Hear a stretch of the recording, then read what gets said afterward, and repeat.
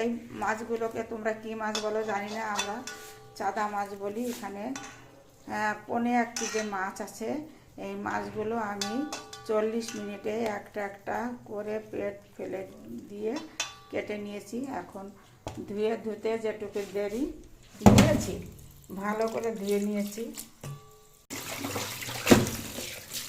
এখন জল ঝরাতে দিয়ে দেব। মাছ জল ঝরানো হয়ে গেছে, এখন ভাজবো। হলুদ দেব।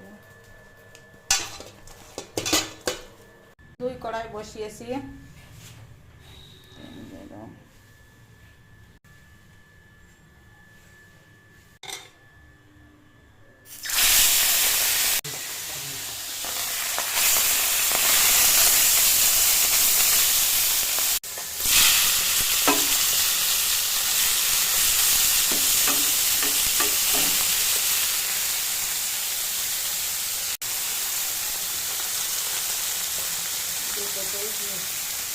কেটে নিয়েছি, ছোটো মাছ দিয়ে রান্না করবো।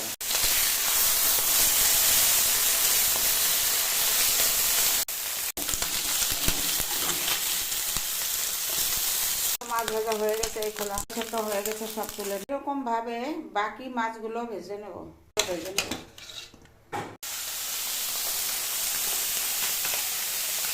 এগুলো এরকম ভাবে ভেজে নেব। এখন এইটাও করে নেব।